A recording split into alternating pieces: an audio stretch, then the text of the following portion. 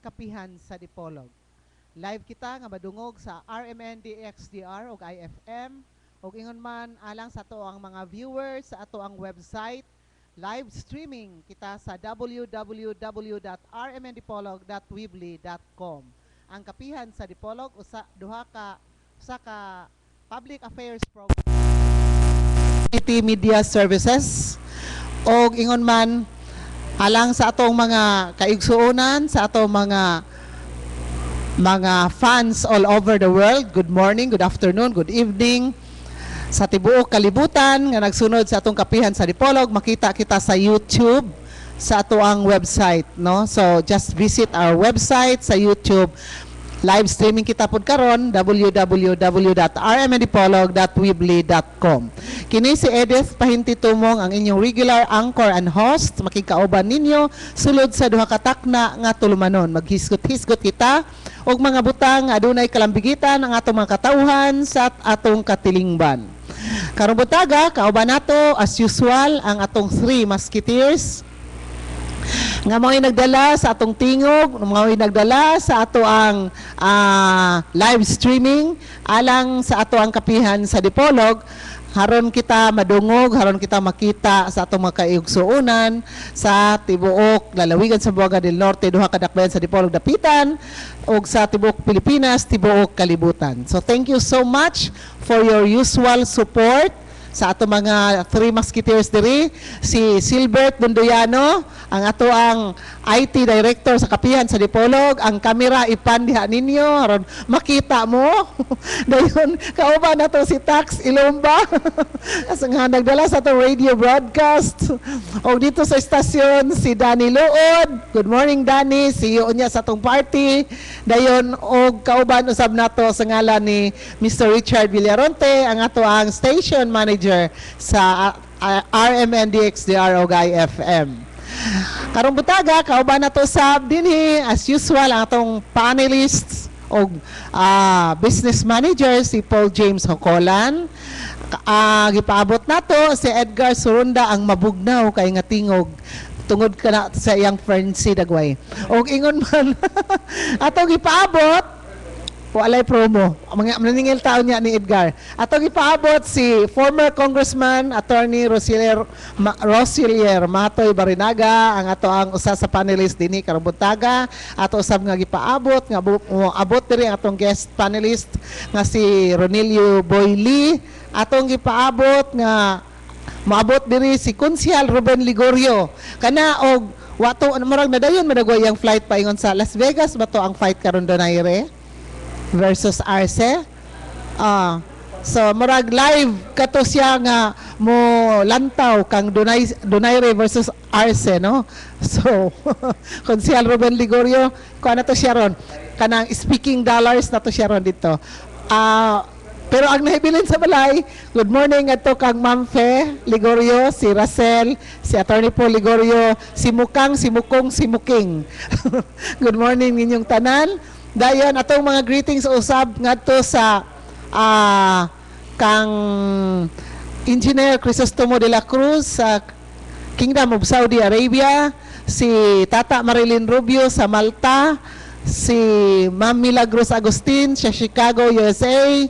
Tapos of course akong anak si Lady Areta sa King Khalid Military City Hospital, Kingdom of Saudi Arabia. Good morning usab ngadto kang Idorni Gong at sa Republic of Ireland, dayon si Roger o si Jennifer King sa Northern Ireland. So mao kato atong mga greetings karong buntaga kay mo lantaw ra man na sila sa atong YouTube, dayon mo feedback dayon nato sila o kumusta ang ato ang airing sa ato ang kapihan sa Dipolog, atong mga fans all over the world. Thank you so much. Og dayon ani-ana si Paul James Hocolan. Paul James, good morning. Good morning sa natong sukig Tigpaminaw, Luzon, Visayas, Mindanao o Tibok Kalibutan. Good morning din nga to ang mga akong mga amigo nga on air si Mr. Carion sa Rome, Italy. And good morning sab nga to kang Ivor o gato ni Pet Zamora ng man kang Sir Joven Zamora. Kang Honorable Kenny Valong, salamat kayo sir sa mong pagsuporta sa programa Kapihan sa Dipolog. Si Honorable Kenny Valong, Chairman sa Committee on Labor, Employment, Skills Development and Public Service, Chairman usab sa Tourism, Trade, Commerce and Industry sa Dakbayan sa Dipolog, sa City Councilor Kenny Valong. Mrs. Milagros Agustin sa West Cornelia Avenue, Chicago, Illinois, USA. Daghang kang salamat ma'am. Ngadto sab kang Attorney General Jojo Napikit, City Councilor and Third Assistant Floor Leader sa Gudiyang Panglusod sa Dipolog. Kang Provincial Schools Division Superintendent sa Zamboanga del Norte, Dr. Sunny Ray F. Amit. Salamat kayo sir. Merry Christmas. And ngadto sab kang Honorable Apple Marie Agulong, City Councilor sa Dakbayan sa Dapitan. Kang Mr. Roger Walter King sa Oma County, Tyrone, Northern Ireland. Mr. Henry Chanero, ang atong Provincial Director sa Department of Labor Employment dinhi sa Zamboanga del Norte. Ngadto sab sa Wilson and Elite Ferraren nga sa may bypass road sa Dipolog City nga madawat sa inyong lechon order alang sa Manila ug Cebu nga special lechon na siya dunay native chicken sa ilawom sa atong lechon order. Pangitalang si Mr. Raymond A. Ferraren. Pwede tawagan sa cellphone number 0906 8319. Again, sir, 0906-630-8319. Yung masaba, hatod ka na to ang kapihan sa Dipolog sa Janos Marketing. Problema sa inyong mga sakyan, diferensya sa inyong mga piyesa sa inyong mga sakyan. Bisan unsa nga brand, ang Janos Marketing andam nga motubag ni ana. Anada si ABC President Honorable Janos Shu, nimutang sa may Quezon Avenue at tubangan sa may Top Pension. Ang bago ko tindahan sa Janos Marketing. Nga tusab kang Vice Mayor Sanin Angeles, Presiding Officer sa Gudiyang Panglungsod sa Dipolog, daghang kayong salamat sir ug Merry Christmas. Kang Board Member Cedric Lacaya Adriatico, 2nd District Zamboanga del Norte, daghang kayong salamat sir ug maayong Pasko. FNR Marketing, Wholesaler and Retailer, mga baratong tindahan ug mga abi-abihon sa tanan ang nagdumala anini. Namaliga sila sa landlaing mga schools and office supplies, lakip ng typewriters o super typewriters sundit no, computer, accessories, inks, bags, trophies, uban pa mga sa mga taranganon kay nga presyo. Sa 2013 kinahanglan na ang CCTV cameras available sa FNR Marketing. Ang CCTV cameras 35,000 pesos lamang ang kasiguruan sa imong kabtangan o sa imong pamilya. Ang FNR Marketing gipanagiyahan kini og gidumala ni Miss Nuna Kabigon. Ma'am, Merry Christmas. Ananimutang sa Medjalo na Street at Bangyod sa main campus sa Zamboanga del Norte National High School. Pwede tawagon sa telepono 212-3702. Kang Mayor Evelyn Uy sa Dakbayan sa Dipolog, daking salamat ma'am. Merry Christmas sab sa mga katawan sa Dipolog lalawigan sa Zamboanga del Norte gikan ni former City Mayor Roberto Y. Uy sa Dakbayan sa Dipolog. Sa tanang sa mga katawan sa lalawigan sa Zamboanga del Norte labi na gid sa Dakbayan sa Dapitan. Merry Christmas gikan kang Mayor Patri Jing Chan, City Mayor sa Dakbayan sa Dapitan. Sila ang naghatag og kinabuhi sa itong programa Kapihan sa Dipolog. Mabati live din na Sunburst Fried Chicken ground floor sa Hotel Camilo 1, Dakbayan sa Dipolog, General Luna Street, Dipolog City. Matag adlaw nga Domingo 9 to 11 a.m. ang Kapihan sa Dipolog live sa ground floor sa Sunburst Fried Chicken Hotel Camilo 1, ang Sunburst Fried Chicken. Thank you so much, Apple James. At ay balo sa ato mga suking tigpaminaw nga dunay internet connection, no? Kabalo sila bahin sa internet, doon na tayo website, no? Ato na ni ipa-focus sa atong camera nga ang atong website sa Kapihan sa Dipolog. Please like our website, no? I-click lang ninyo ang Kapihan sa Dipolog, search na ninyo, dayon tapos i-click ang like para makasulod mo sa among website sa Kapihan sa Dipolog. Okay? So, mo na og sa atong live streaming www.rmndipolog.weebly.com.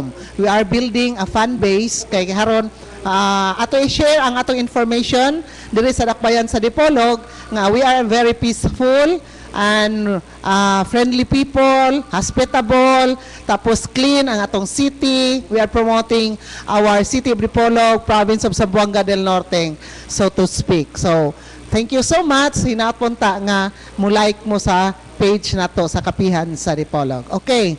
So, ani-ana ang ato ang bisita karong buntaga.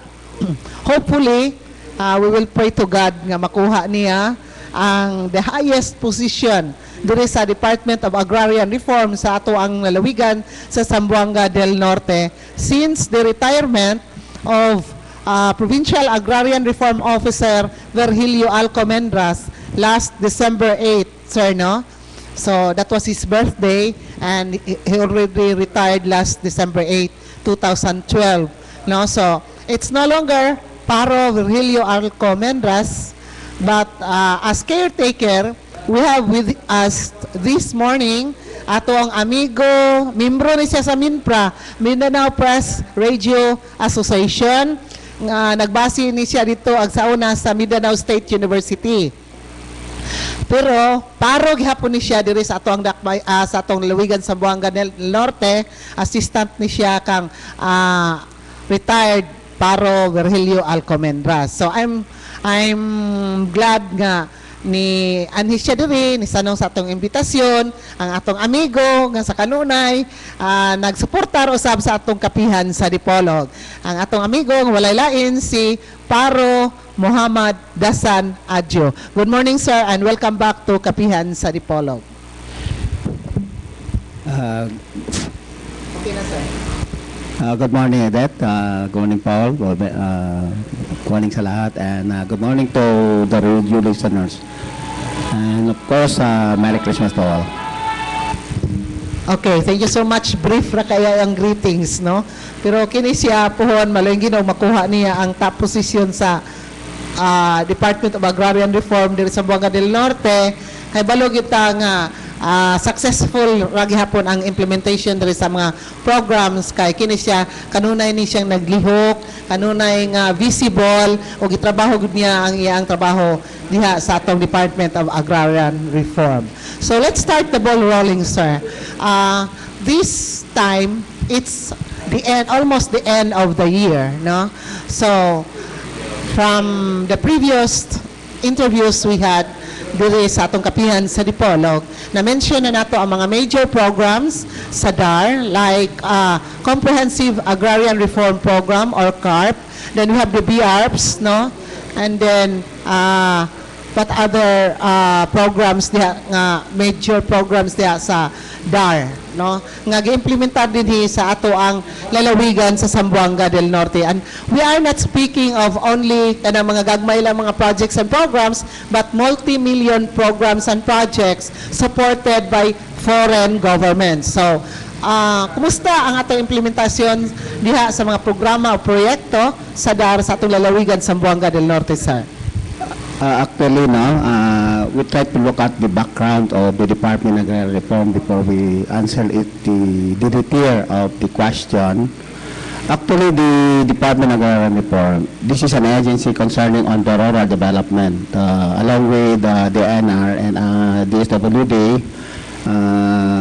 And our trust, we have three major trusts of the Department of Agrarian Reform, yung land transfer, yung PBD at saka Agrarian Justice Delivery. Now, in the Department of Agrarian Reform, we are having a resource mobilization. Our resource mobilization, our sources of fund, we have the EIF fund, yung Agrarian Reform Fund, which is usually yung mga EMPA project natin are taken from the fund coming from the national government. Aside from that, we have our foreign assisted project. Ito yung foreign assisted project. In DIDAR, we have now 6 foreign assisted projects, and the rest, the 5 have already completed, have already finished their term and reference. Specifically, I mentioned it, the BRFs, the WIMSIP, the RSP, the Solar Power Technology, we call it SPOT, and the RSP, which is this under our person. And now we have our current foreign assisted project, we call it Agrarian Reform Community Program 2, assisted by Asian Development Bank. In Zamboanga del Norte, as of now, we have 46 sub-projects being approved. It is comprises about 300 million pesos. It is about 10 municipalities being the beneficiary of this project. Okay, thank you so much, sir. Kaya ba itong mga multi-million projects and programs sa DAR, is it focused on the butang nato mga pobreng municipalities, barangays comprising our province? Because we all know that foreign assisted projects goes to the places in the province wherein there are many poor people, dayon kato mga jobless, dayon mga especially so kini mga infrastructure projects. Totoo yun, Edeta, yung the rationality of the project is focused on poverty elevation. In fact, we determine yung mga classes of the municipality, specifically on the Tripolis B. We have a project in Siocon, in Sirawai, and Baligyan. And of course, we have in Gotalak, we have in Labason, we have in Tampilisan, we have in Siayan, we have in Sindangan, and Manukan. And of course, we have been included Pinyan, but the Pinyan municipality, until now, we have not yet submitted their project proposal for the project. So, yun na lang ang pinaproblema namin ngayon is the municipality of Pinyan. And the rest have already approved of their sub-project. And at any time, maybe end of the month or first week of January, we will start the project implementation. Paul, nakipangutana? How about, sir, the NGO organization, especially youth organization, maki-tie up sa inyong office for those projects? Pwede ba sila maka-avail? Actually, we tap the NGO and the civil society for the project implementation. The moment we have the notice to proceed issued by the National Project Office, and we will ask the NGO to engage with us so that we can define the terms and reference at what extent of services which the NGO could be a bear for our project. So there are some youth organization, mga legitimate youth organizations sa Buanga del Norte nga nagpangita o mga kaning projects alang sa organization because some of them dili ka pwede makaduol sa mga politician because of their mga affiliation po sila na yung grupo sa mga political affiliation before pinita sa administration dili sila kaduol kay identify sila nga grupo sila nga nag-support sa past administration. Actually, si itong project is a political. All the project will be published and notified through the media. And we were asking them to pour a bidding, and we have to screen it properly of those NGO being participated to be included in the project. So the 300 million pesos nga inaaron ninyo open siya to those qualified mga NGOs o other organization nga both mo avail sa project. Actually, yung project is ganito. We have three components of the project. One is the EMPRA, Infrastructure Project. The other one is yung agricultural enterprise development. And the third one is the community-driven development. So doon natin pwede papasok yung mga NGO doon sa agricultural enterprise development, where they focus on the livelihood of our farmer beneficiary.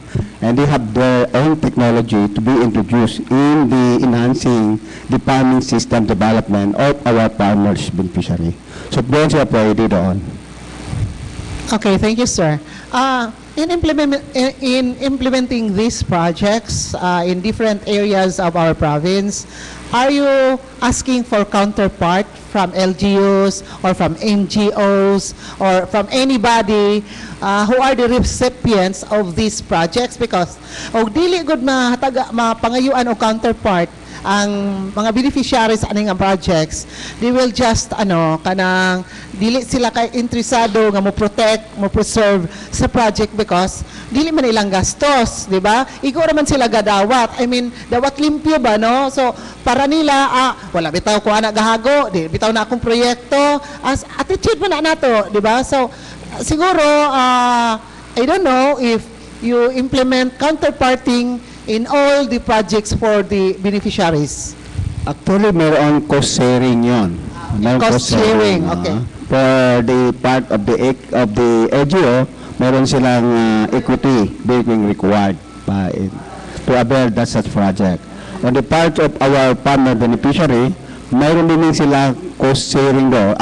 May counterpart sila on parang security mission nila, sila tagbantay doon, to what extent of the project being implemented. They can directly report to our office so that in the time of monitoring and evaluation of the project, maganda yon, pagbantay yon. So if you say cost sharing on the part of the LGU and counterparting on the part of the beneficiaries, are we talking how much? How many percentage? only? Depende sa classes of the LGU Okay. at sa municipality. Kung if it is the fourth and fifth and fourth class, Class yun, municipalities. is 30%. Okay.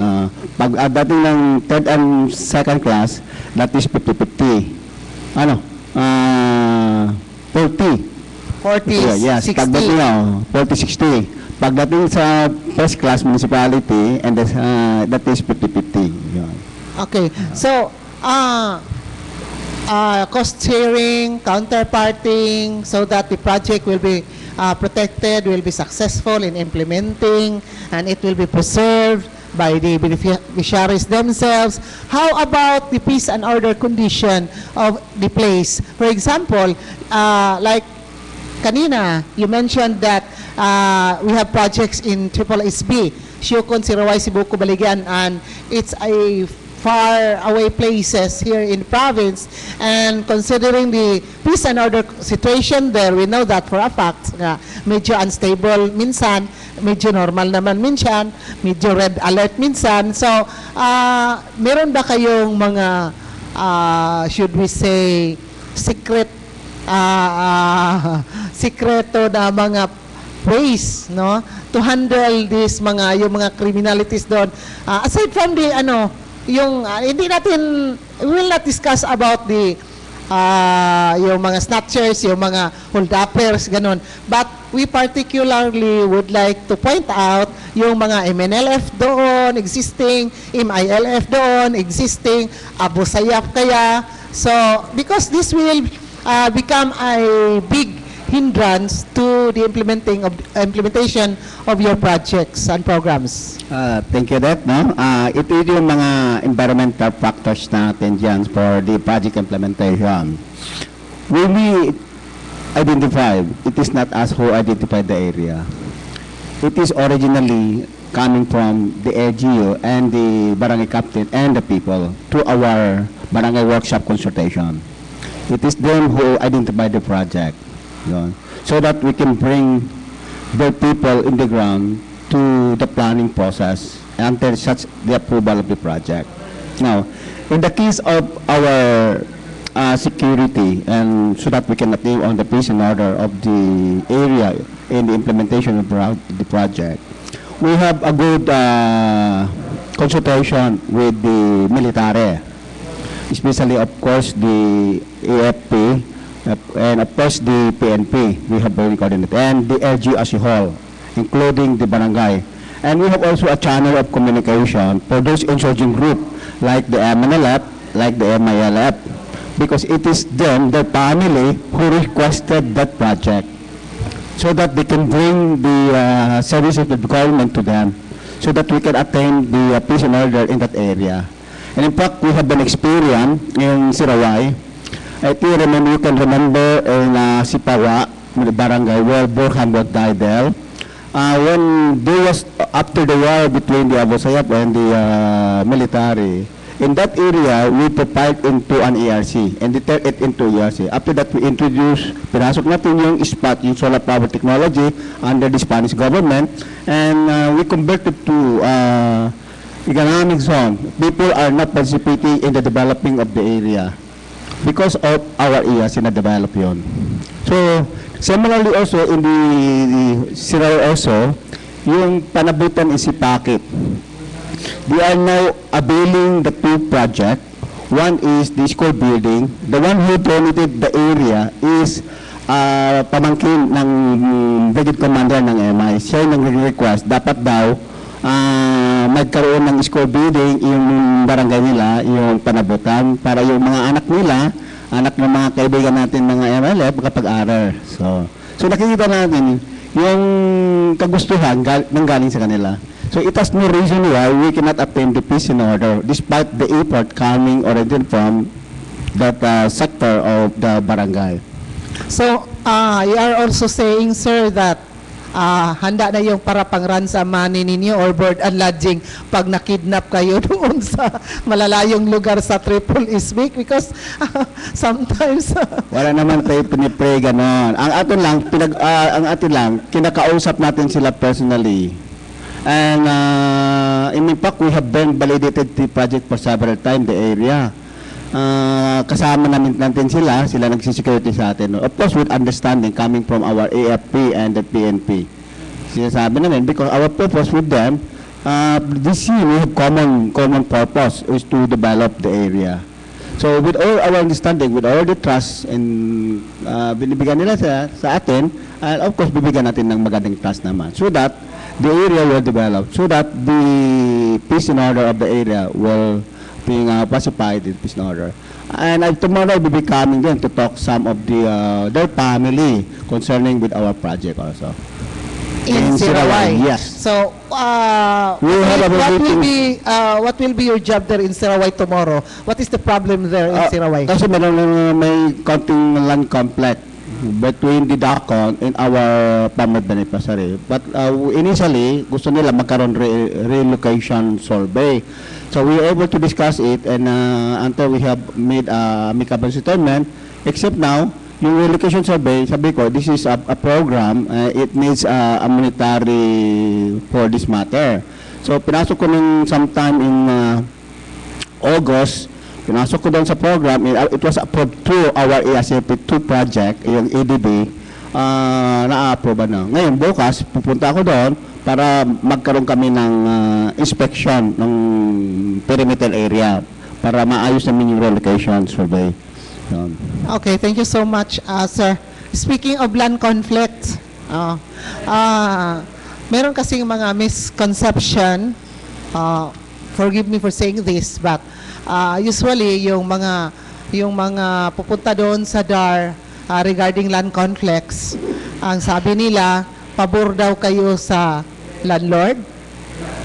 Is it true rather than the tenants? Actually, focus namin hindi lang tenants, even landlord, dalawa kasi, yung beneficiary namin. The farmers at saka the landlord. But we remain independently. Tinitingnan naman in according to the legal mention. We have not favoring any other sector. So, although, even in the foreign city, even yung support services namin, binibigyan namin din ng support yung landowner. So, and those are all the misconception, quote and quote, yung sabi nilang tiyo kami hindi. Pareho namin siniservan niya ng services, both the landowner and the tenants. Yeah, so we will go now to the Comprehensive Agrarian Reform Program because it cannot be denied that in Luzon, especially in Hacienda Luisita, Yes, medyo talagang CARP there is not fully implemented, and that is the centerpiece program of President Noynoy Aquino, no? Because it involves the family wealth nila doon, Hacienda Luisita, property, at saka being the president, he should implement the law. So, when CARP program in Hacienda Luisita cannot be fully implemented, what's more here in our locality? So, gusto lang namin malaman, how is the CARP program implemented here in our locality? Actually, sa atin, wala naman problema. Wala naman resistance of the landowner to the extent like the Metro Manila, like in Luzon. Ang atin naman dito is maganda naman yung relationship namin with the landowner. Kung may mga problema, as I said, both the landowner and the tenant, binibigyan namin ng services, especially on legal matter. Kasi we have our special court, which is the adjudication doon. Kaya nga, yung environment doon ng agrarian environment doon sa Luzon is deeper from Zamboanga del Norte. Okay, thank you, sir.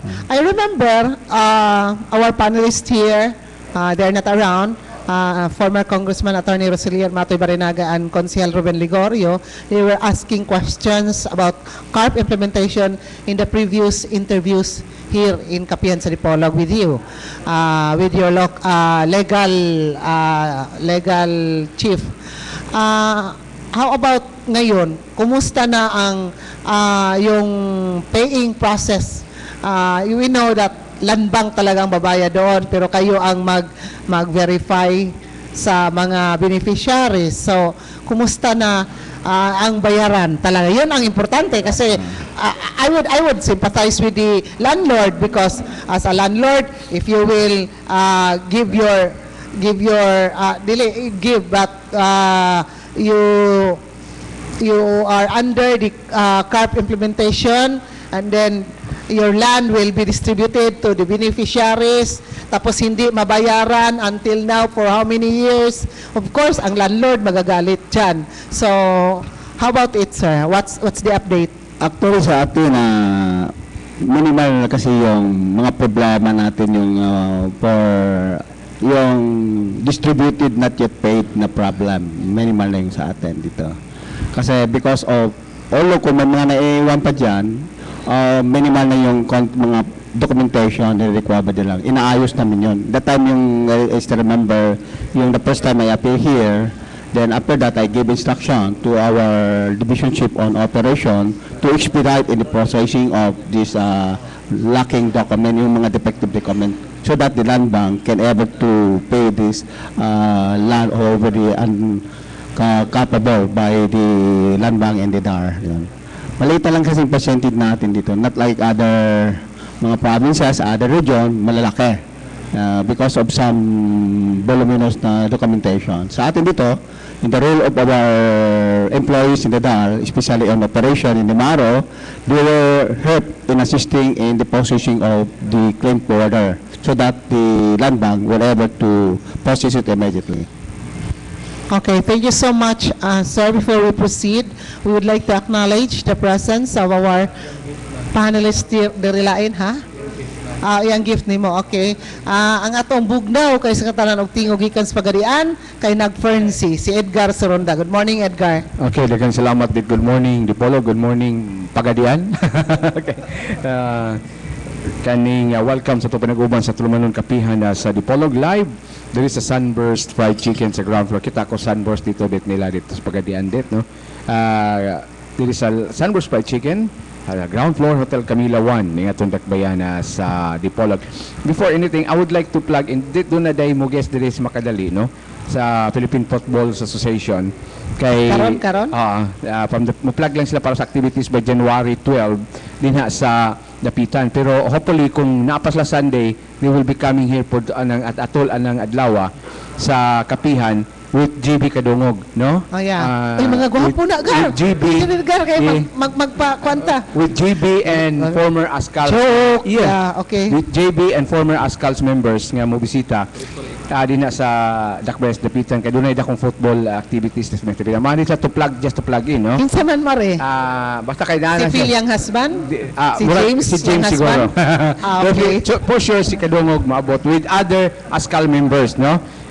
By that time, no, so they will be here. Sila na ito pangutanon sa Makadali kay igol lang sa pass by to plug in ilang di pound Kapihan as usa sa mga maayo daw para ma-plug in nila and transport si facilitate ni Alimarlo, no. So si Alimarlo mo dire karon. Nag-meeting man, nag-meeting. Nag-meeting lang, din lang istorya. Nag-meeting man sila karon, then tawag siya tuntuan lang kay siya unta supposedly maaari gyud pero napan sila meeting taas, patawag mo lang ito taas. So, ikatuloy ang ipadala. So, atong guest, Makadali guest to plug in ang sa maong activities.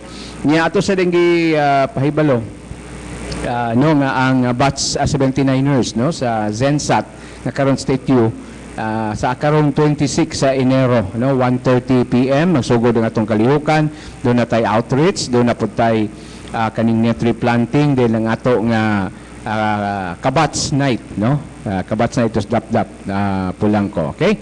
So, keep in touch lang mo sa tanan niyo mga kabats nga niya din sa Dakbayan sa Dipolog. Batch 79 sa School of Arts and Trades ng Caron State University. Keep in touch sa mga inyong mga kabats. Katulong sa adit, no? Sa baga karon. Wala kay Thank you. plugging sa imong commercial? And good morning, pwede po. Sige na, go kay Aaron Okay, na, kuwan so na ato to. rin pasalamatan ang Lels Lending Investor, gawas Sunburst, gawas Hotel Camila 1, nga mo regular venue sa atong kapihan sa Dipolog. Ato sa pasalamatan ang Lels Lending Investor, nga naglugway pahulam sa mga pensyonado, veterados, panerbisyo sa kagamhanan. Imo sab ato sang pasalamatan ang napalisong tulmanon ang Pipix Lodge, the Vegetary Pension House, din sa Dakbayan sa Dipolog kung nangita kag budget pension house. Dayon pasalamatan usab nato ang Socorro's Bridal. Pagdali mo kay ang Enero labi punuan na kaayo, nalistahan na dito tanan January 1 labi punuan kay sa Enero sa Socorro's Bridal, no, si Edith kung pakasalig otro dugay-dugay pagin makakuha sa mga entourage niya nga mga isuot. Kay puno. Hapit na ba Marso? Happy. Maganda ka. Okay. Ay, kasulod na yun. Okay, so ato sa Socorro's Bridal na si Ma'am dia, no, Socorro, abihon og siya gid mismo designer gid siya, no. She studied in Europe in designing. So pagkabuot ka unsay color, unsay motif tanan, no, kompleto dia Socorro's Bridal sa Dalan Magsaysay niya Dakbayan sa Dipolog. Nagpalusab sa tong tulumanon kapihan si kanhi Congressman Tony Rosilier Matoy Barinaga. Din sa College Law sa Jose Rizal Memorial State University. Masab, gipalihon sab kita sa mga kabubuton sa Dapitan Aquamarine Park kung dampa alang sa lamian kay mga seafoods ug lami kay kanang mas mahal pa gid ang ambience. So tapilan ang ambience. Ang ambience sa dampa. Ubanan usab kini sa Gloria di Dapitan shopping, all you want shopping dito sa Gloria di Dapitan og ang the only theme park in the whole of Mindanao and Visayas ang Fantasyland, no? Ang Fantasyland dito na sa Dakbayan sa Dapitan. Masab gipaliusab sa atong panag-uban sa tulumanon na kapihan na sa Dipolog ang Ann Seafoods House ni Attorney Clyde Naong diya na sa Barangay Bara for Seafoods sa Dakbayan sa Dipolog, Ann Seafoods House o sa Highway Santa Pilomena at bang na siya Shibi Center, no, na diya ang brand sa Ann Seafoods House. Lain usab nga nagpaluyo sa ato nga tulumanon mao ang Turning Tire Supply nga nagpaton sa nakadaiyang klase sa mga ligid o kanang pagbulkit o pagpulis yung mga ligid nga moderno, no, moderno pagpulis yung mga ligid diya na sa Turning Tires Supply na sa Dalan General Luna niya itong Dakbayan sa Dipolog. Nindot kayo, no, ang pagserbisyo nila diya sa Turning Tire Supply. Masab nagpaluyo sa ato nga tulmanon na ang kapihan na sa Dipolog ang Orozco Vision Care sa Dalan Katipunan ning atong Dakbayan sa Dipolog. Okay, mao kini apipila ka man nagpaluyo sa atong tulmanon ang kapihan sa Dipolog live inibabati sa Sunburst Fried Chicken through RMN stations, the number 1 in Dipolog City og Hello World. Welcome to kapihan sa atong mga live viewers, streamers sa www.rmndipolog.weebly.com. Ang inyong giatangan ng kapihan makita o maduhog na sab ninyo nini matak na sa oras unsa mong orasaha din ha din sa inyong lugar. Welcome to kapihan sa Dipolog. Okay, good morning, thank you. Thank you so much, Edgar, sa mga bugnaw kay nimo nga tingog karubuta. Undangin na diyan ninyo ha. Balik na sa atong pangutana kang paro atong umaabot nga paro. Para adjust sa Department of Agrarian Reform. Sir, kumusta usab ang ato ang lain nga mga projects ya sa DAR kay paano man ron year-end, no, accomplishment din your report, no? So tell it to the people. I would like to i-report yung mga accomplishment natin for the 3 components of the Comprehensive Agrarian Reform Program. For our land transfer, accomplishment natin from January to December. For the land distribution, yung target natin is 1,231. And our accomplishment is 1,176. We still have a balance of 55, which comprises now of 96%. Yung So we will discuss this part by part, little by little. Okay, so from there, yung how much is the balance? 55 hectares na lang. 55 hectares. That is that pwede ba yan until this year makumpleto yan? fulfilled? We will try our best by December 31 ma-deliver itong 55 balance hectares so that we can ever have a 100%. Yeah. And tayo itong municipal province natin, every year we made a good accomplishment nationwide. Okay. Last year we ranked number 3 nationwide in our performance for Okay, our so- accomplishment. Yeah, congratulations Yes. on that. So hopefully this year, if we can accomplish the 55, 100%, baka tayo magtatap or the province nationwide. Iba-ibang province, kung masyadong discouraging yung performance nila.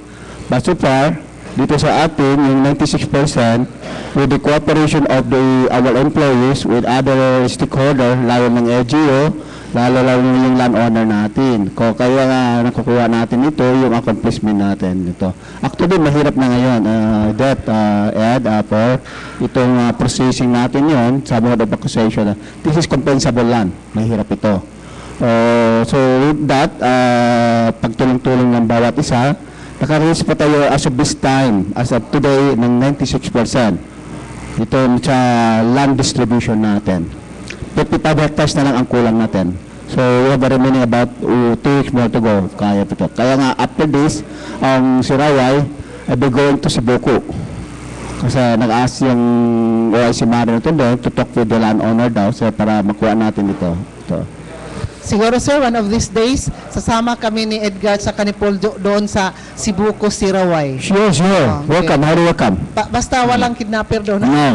No, wala ka na. We have a good relationship. Murag dili with na lang yun mo bayad o ransom si Ariel nako. Palapon na naman daway ko dito. Duda ko, mupuno pa gani siya bayad o ransom. Sana, may nga muhatag pa sa kidnapper.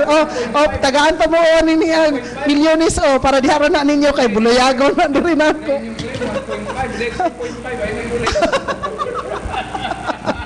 Kailangan, wala naman siguro. At least, bago tayo doon, i-clear natin mo ng area. Okay, clearing. Paul James, your question please. Unsa may tabo sir sa mga land, mga kalibitang caretakers nga kalibitang wala na magudang original nilang katibitang ilang nagpapuyo nila owner, mga anak na ron ang nagman-ana for Yung mga hairs na lang ng mga anak. for more than 20 years kas lang okupaan ng yuta din if ever mga papawaon sila sa mga anak unsa ilang kasiguruhan nga biyan man sila sa katong Yung mga tenants. tenants kay naman to sila required nga maabot kag 10 man sa 10 hectares ba na sila share pero kanang 3 hectares lang sir for more than 20 years na silang sa yuta katikad sa yuta. Actually, kung under the CAPLO now, kung 5 hectares, 5 hectares below, hindi yung capable area. Wala kami. So, if it is yung capable area, tapos up to 10 years yun, tinitingnan namin kasi yung mode of understanding between the tenants and the landowner. Kung anong mode of understanding nila doon. Kasi kung paahalisin yung yung tenant without respecting the mode of understanding between them and the landowner, siya responsible to pay for the tenant. Yan. May corresponding yan. May corresponding mga beneficiaries. 5 hectares pataas. 6 na pataas, kung nakakarp yan, under this law of the Carper Republic Act 9700s, kukover yan ng area naman. Pero kung 5 below, Wala, hindi namin katouch yan. Hindi yan carpable area yun.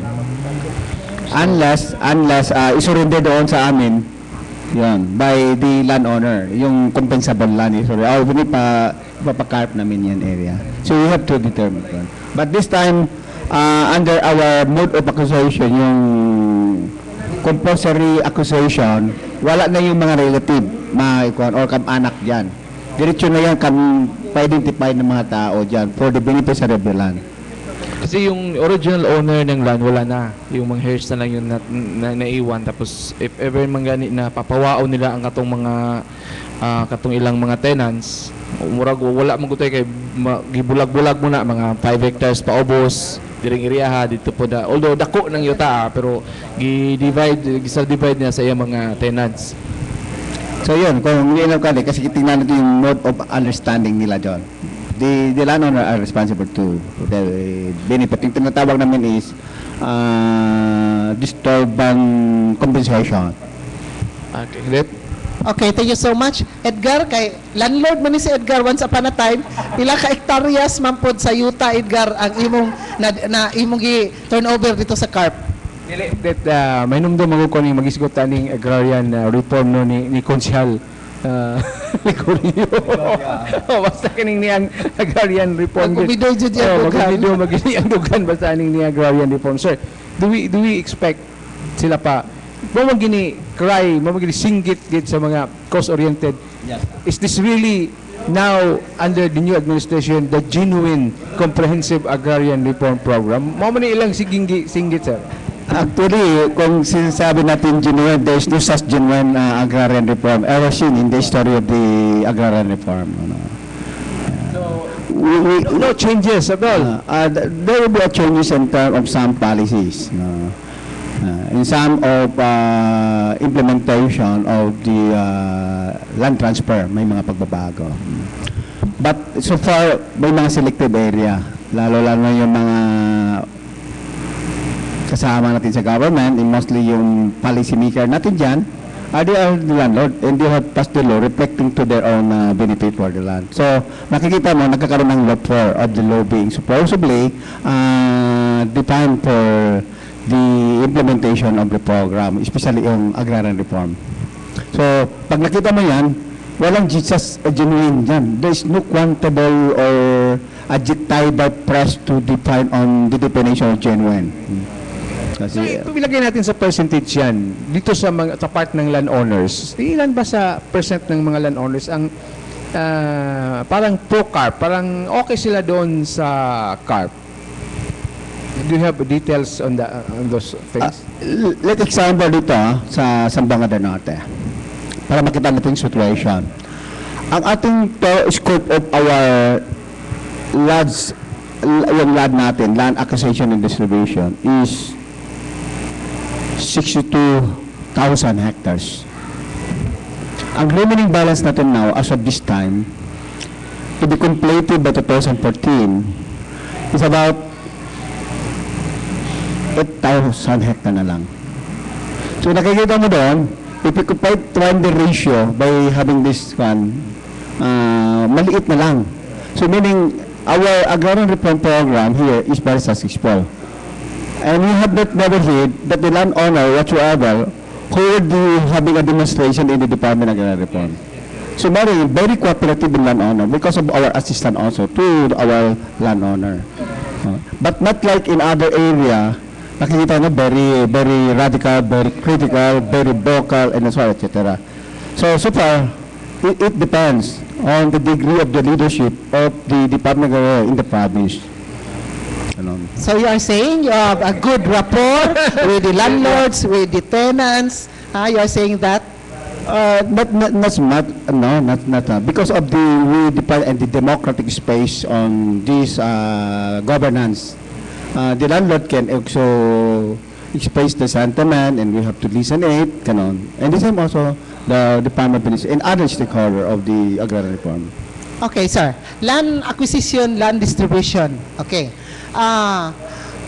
We noticed, especially in the barangays, no, na yung mga beneficiaries na nakakuha sa land, no, from their landlords, nakatiwangwang lang yung lupa doon eh. Kasi whether we like it or not, talagang walang kapital para magtanim, walang mga seedlings na itanim, walang pera na para sa labors and all other farm inputs. So basically, I don't know if you agree with me na yung mga lupa na napunta sa mga tenants, not all of them are tilled productively until now. So we have many idle lands again. We have many unproductive lands. So what is the use of this program when it has not been fully developed by the beneficiaries themselves? Sustainability sustainability. of the objective. What can the government do? Meron ba kayong parang ipinalize yung si Juan de la Cruz na prenda na yung lupa nila na binigay naman sa landlord, ganon? Tapos yung iba naman, biniyaan na lang, pumunta doon sa Maynila, naghanap ng mga trabaho. So, what will happen to these beneficiaries, to these lands na ganun ang nangyari? Okay, as I said, tatlong component ng CARP. One yung land transfer, Yeah. the other one yung program beneficiary development. Okay. Yung program beneficiary naman, yung mga assistant, yung support services. Okay, support services. We be giving the farmer a certain land, ganon, to our CARP program. The third So, component is, agrarian justice. okay, agrarian justice. Okay. Ayun. So yung sa second component, yung program beneficiary development, binibigyan naman ng support services. Anong mga basic services support services? Yung EMPRA, basic services, and of course, the most important aspect, the enterprise development aspect. Doon pumapasok yung question doon. Yung enterprise. May mga kasama natin, mga farmers, mga kapatid natin, mga farmer, after giving the land, hindi kinicultivate yung land, hindi tinataniman, walay fertilizer. Because, why? Because sabi nila, kulang ang kapital. Kulang ang mga bibinipita. We have several program natin yan. But, instead of several program, we have several, 4-6 na foreign na city project natin dito, binibigay ng program, pag wala na yung foreign na city project, wala na yung sustainability of the project. Pabayaan na because, ang most kakogalian natin, yung mga dali ba yung instant lang. Madali. Ayaw na lang rin nakahago ngayon. Yeah, Yun. that's true. So, binibigay yan, hindi nasusustain. Binibigay yan ng DAR, however, because of kaugalian ng bawat isa. Yung, is it that become a part of the cultures ng tao? Instead of developing the land, may yun na yung assistant dyan, hindi pa rin. Kay tamad. Hindi katamat, baka may pagkukulang. Okay. Walang kaalaman siguro, paano ganon, pag-sustain. So, nagiging lumalabas, katamaran. So, ganun sila nakikita natin ang situation. But as far as the policy, the program of the Department of Government is concerned, we do this thing. We do this. And in fact, even every now and then, nagkakaroon tayo ng natural farming method system. Hindi tayo na magamit ng fertilizer through natural farming. Binibigyan namin ng training of all our ERC being involved in our foreign assistance project under ERCP2. Ngayon. So, ang tinatakutan namin doon, pagkatapos ng project, hindi na ba gamitin nila? Gusto nila yung instant lang, ganon. So here in our province, speaking of implementation, like ARC, Agrarian Reform Community, which is the top performing ARC beneficiaries here in the province. Anong lugar yon? Actually, we have 55 ERC all over Zamboanga Darnato. It comprises 300 barangays. We serve it. But in the ARDA, in ang ARC Agrarian Reform Community Development Assessment, we have 27 ERC under level 5, meaning developed. Ang pinaka-top dyan, yung Marcelo. Doon sa Marcelin Kalawit? Kalawit. Okay, so Kita mo yun doon, we're developed na lang yan. They have their good governance. After that, nagiginig kaming ARDA, meron pa kami yung tinatawag namin yung to assess the organization as whole, especially in the management of yun. Tinatawag yun. So if you have successful implementation, how about the unsuccessful? We start giving more assistance. Yung hindi pa tumataas yung level of the ARDA rating. Especially yung under level 2, level 3, we support it. Ano. What Kasi we have our sources of income. Aside from our panasitop, meron pa tayo ARF fund. Yun. Yung ERP, ang Agrarian Reform Fund, usually yung naskaling ko po national government, doon namin pinifocus din ang mga very weak na ARC. So that, when there will be an assessment, o yung ARDA, tawag Agrarian Reform Development Assessment, tataas yung level of assessment nila. So, what are the major problems that you have encountered in implementing these programs? Because talagang mayroong mga problema kayo doon. One major problem is the kulang ang pera ng DAR to sustain this need by our farmer beneficiaries, especially our ERC. Second, yung kagalian ng mga kasama natin, attitude yun. So yung nakikita namin na doon. If we can correlate this to, it has no reason all of us will not be happy and will not be develop our community, especially the Zamboanga del Norte as you are. Yun kasi nagiging factor natin. It might become an environmental factor between within and outside of our framework of our society. Yes, Edgar. Yeah, is there any ano sir, additional budget for DAR because of this problem financial, especially in the implementation for Next the year. next year. Yes. Is your budget Budget increased? being increased next year? for this matter? Actually, maliit yung budget natin for 2013. And the recent approval of the GAA, maliit masyado yung, I think I understand it only 13 billion nationwide. So maliit nito yung kada. Kasi because of the term of our CARPER law will be ended until June 30, 2014 yung program. Not the DARA, the program Yung yung CARP. The CARP. the CARPER. So you will be This has been Cartel, extended. cartel. This has Cartel, been yeah, the extended. cartel. Always. Actually, CARP, it was ended June 30, 2008. Yes. Tapos noon, we requested another law, which is now the Republic Act, yung Republic Act Yan ang 657, extension. yung extension, we call it CARPER. Comprehensive Background Reform Program with reform and extension that was started 2009 until 2014 for a period of 5 years. So, 2014, what can we expect in 2014 at the end of the program? Sa kayo naman, implementation? especially Yes, sir, that's right. that the budget is being lowered, so you will end up the program parang with a lot of mga recipient na disgruntled not being having enjoyed what they have enjoyed previous years kay pinaliit yung budget eh. It's almost mo end na pero pinaliit yung budget. Actually, no, pag tinitingnan mo dyan, very apprehensive yun. But if you are really a proactive manager, a proactive citizen, you do not look at this problem as nagiging defeated sa atin. But our policymaker also, they are looking for this. And in fact, they are now campaign in the House of Representatives to pass a new law. I understand din, there are now such na mga bill being filed in the Congress. They will, instead of Department of Agrarian Reform, they will becoming Department of Lands Management and Rural Development. Okay, so, Proposal yun. So in other words, very optimistic tayo. Pag natapos ang program, baka develop na nila more, mas maganda pa yun. More strengths yun sa program. okay. Yeah, so thank you so much. We will give Paro Adjo a short break. We will go to commercials, no?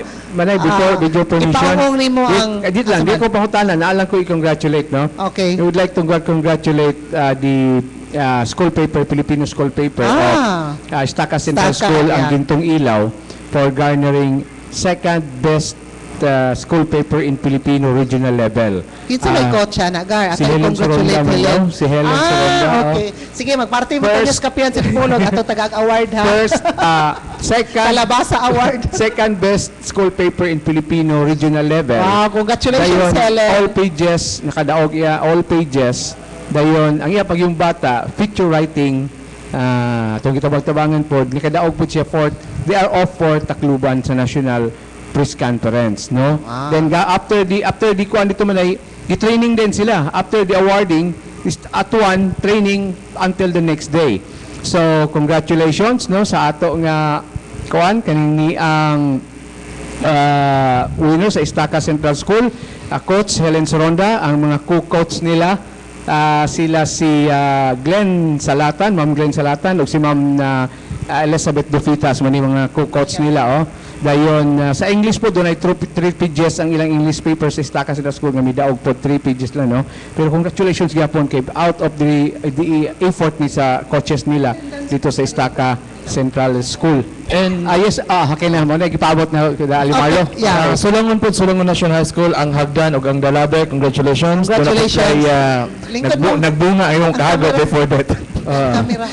Okay, so congratulations to sa mga winners and they will be off for Tacloban. It's either February or April pa kay ngano. Please. Doon na mag-national achievement test or not by February by March. So tingali by April na ang National Press Conference no in Tacloban or by February, depende na lang na. So congratulations sa tanan nga winners. So balik sa ni Edith. Thank you so much, Edgar, o ni Paul James. Again, congratulations sa Estaca Elementary School, ang coach nila si Helen, Gintong Ilaw, and Sulangon National High School, The Ladder. Okay, so, ay hata mo pa rin sa nahan natin mga bisita diri, gikan ni sa Football Association of the Philippines. Okay, so from Manila, okay, we'll introduce them later after the commercials. Commercial break. Danny, take it away, please. Tulungan po dito sa Sulangon. Picture writing, newspapers. Mga newspaper. Ikaw na introduce.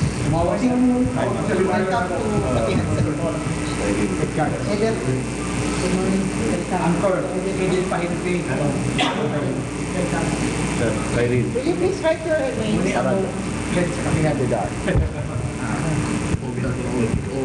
Kidnapon. Hindi na Kidnapon. Tugangan pa. 1.5 lang lodging o di 3 million ay nag-iuli. Tulong lang, Mark.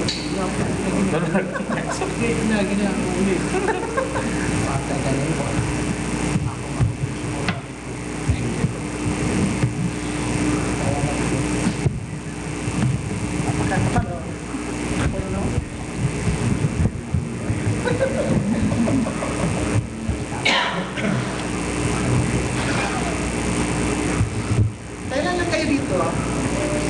Last day? Ano day? Kasama mo Bisaya? Kasama ko. Very good. Okay na. So, Bisaya ta? Okay. Okay. No Kamu? problem. Ako, Dili? Ilo. Ano kasabot?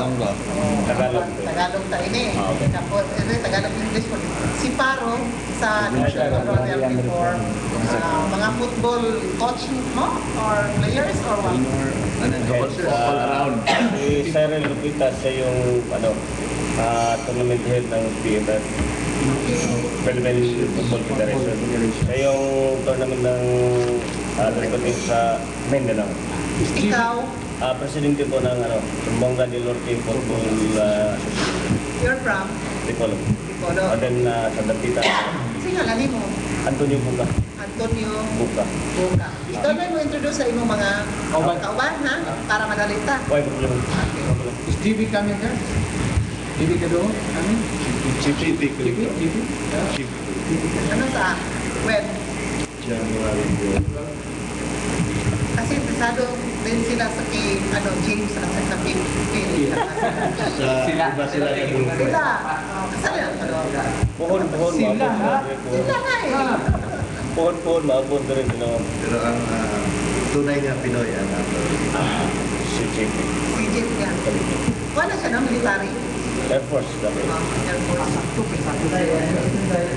So, okay. So, paibawa lang ni Parents Alimargo. Karon, sana? January. January 12. Well, by the next day, it's kapihan. So, pwedeng... Mabalik. Pero confirm na to daan na sila.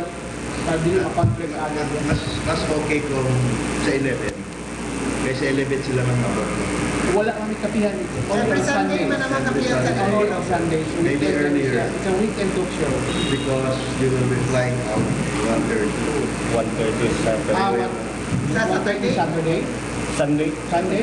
Sunday, This is flight at 11 11 o'clock 9 in the to 11 morning. only. 9 to 11. We will make This is arrangements. live on internet. Well, we will make arrangements. Okay. I have met initial arrangement with Alimano. Sabi ko sa kanila, they will be coming earlier. Okay kami sa on Sunday. Magiging guest namin sila. For this dialogue.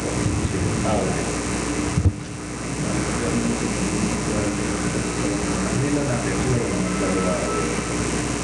coach, sa mayor, doon po alikante naman yung coach. Until 11 lang naman ang kapihan.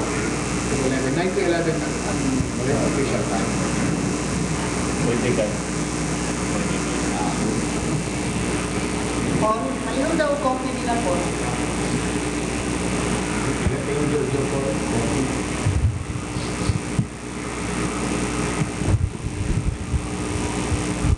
Okay, balik kita sa ato ang kapihan sa Dipolog, ang atong public affairs program nga nanuka din ni Sunburst Fried Chicken, ground floor, Camila Hotel 1. Live kita sa RMN DXDR ug IFM ug ingon man sa atong live streaming sa atong website www.rmndipolog.pibli.com.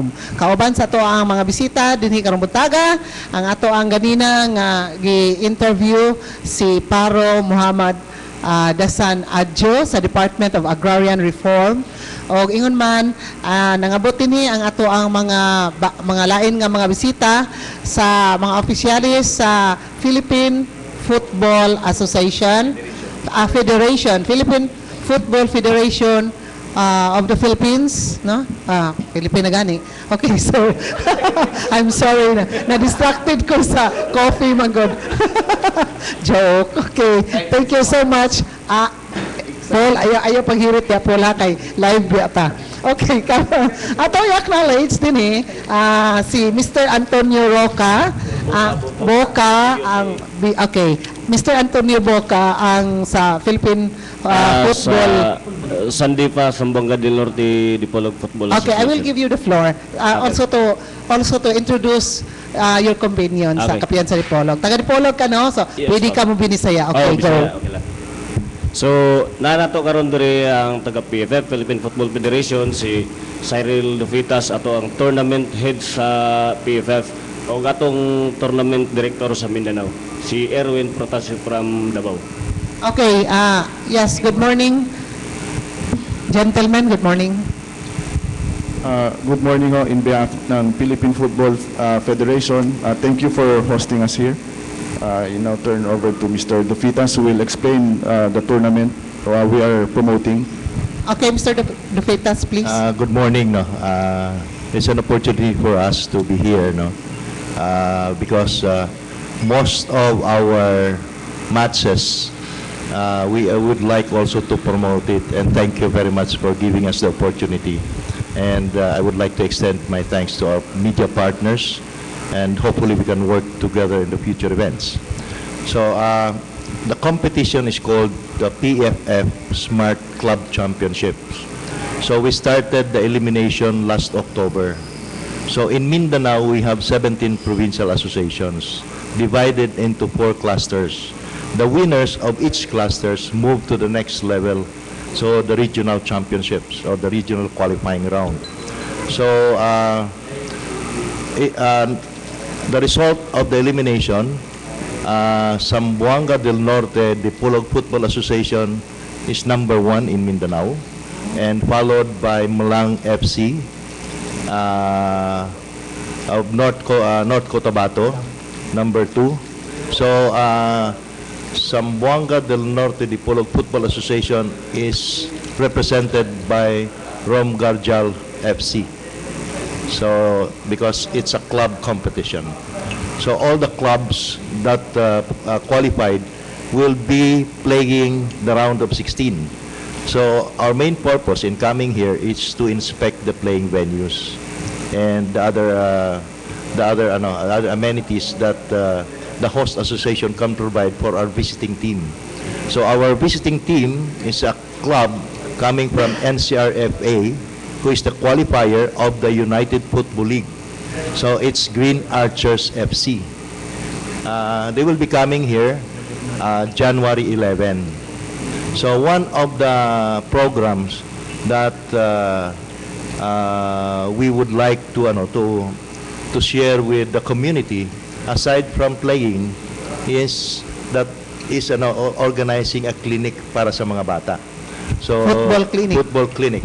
So they will have a clinic with the Green Archers Football Club. Now the team features national players, former national players, and some international players. So ganon yung composition ng team.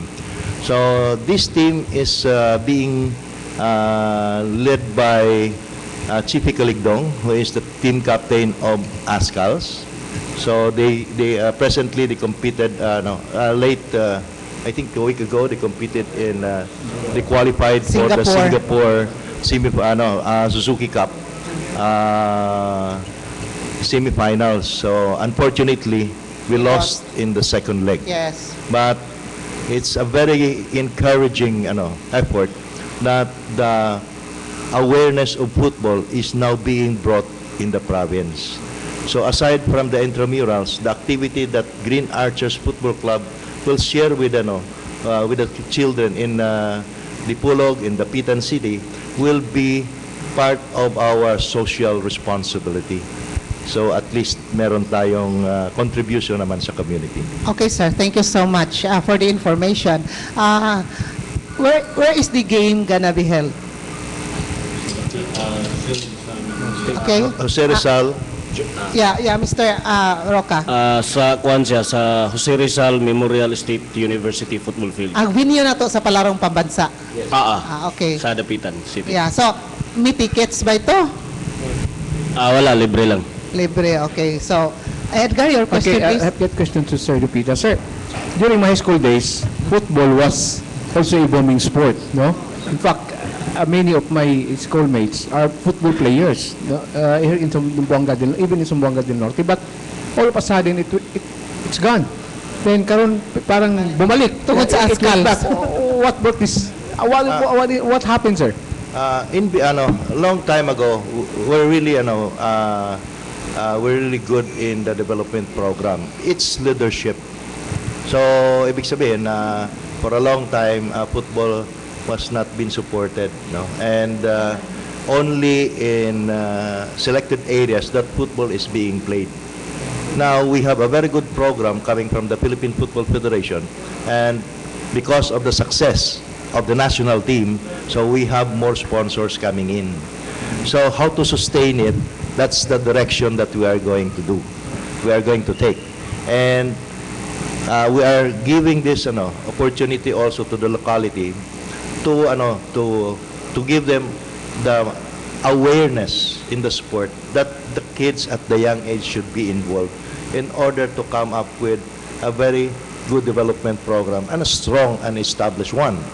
Now, it's not only the intramurals that is concerned of the PFF, because football is not only playing, but it is a development of a child to hone their talents, to teach them how to play, and come up with a clean living, a good life, and maybe Stay a career. away from drugs. Yes, a social problem, tawag namin. To one of the solution that we can resolve the social problem. And in the future, if they are disciplined, if they are inclined to the sport, then we can also create a pathway to a career, because right now we have itong visiting team natin, there are clubs. And it's an opportunity for a player to play in that club, because right now, the players are being paid now. Meron ng professionalism within football. Okay, Edgar. Okay, because I've got this apprehension, sir, that maybe when Ascals is gone, the enthusiasm of the football in the Philippines will also vanish with the Ascals. It's not, the direction that we are taking is to sustain that success story. Yes. Because we do not stop after the first batch or the second batch of players who are now in the team, medyo nag-mature na, no, and then they cannot be active anymore.